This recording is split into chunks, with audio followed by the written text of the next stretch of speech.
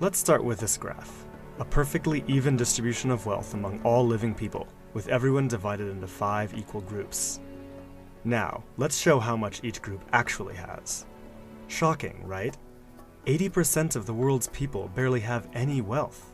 It's hard to even see them on the chart. Meanwhile, the richest 2%, they have more wealth than half of the rest of the world. This is a terrible truth, the fact that the rich are trying continuously to starve and to earn more money, to make the poor poorer, Yes. Well, I think you're right. The rich all the time get richer and the poor all the time get poorer. And I think it's a war. It is a war, but I think it's important, and I don't know if you agree, that, the rich are often bastards. Let's be clear. They are.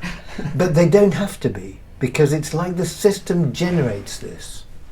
Because you start off with small companies, and they compete against each other, and the ones that make the most profit buy out the smaller companies. And that goes on until you have big corporations confronting each other across countries. They're international, they're bigger than states, fighting each other. And the victory goes to those who make the most money. And it's inbuilt, so they have to cut labour costs, which means weak trade unions, which means low wages, which means punishing the very poorest. They have to do that, otherwise the other big giant will defeat them. And we've just seen one such company collapse here, Carillion, collapsed. Because they tried to undermine the other companies by cutting their margins all the time, their profit margins, their labour margins, and they couldn't sustain it. So it collapsed. So there is this jungle of giants in competition with each other. And the victors are the ones that make the most profits and exploit the most viciously. And that's in the system.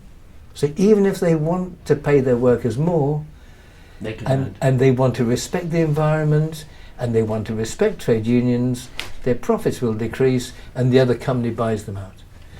And investors go to the one that makes... So it's in the system. The problem is the system. The problem is within the system itself.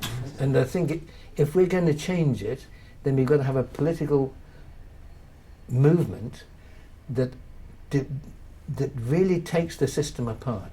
And we don't have to fall for the lie that the free market is freedom. I absolutely Freedom is freedom from hunger, freedom to have a house, freedom to contribute to society, freedom for a fair wage, freedom to be looked after when you're sick. It's not the freedom to exploit, and it's not the freedom for rich men, and it's largely rich men, to own newspapers to tell you lies. That's not freedom. That's not the freedom of the press. The freedom of the press is genuine ideas that come from the people, where you work things out together.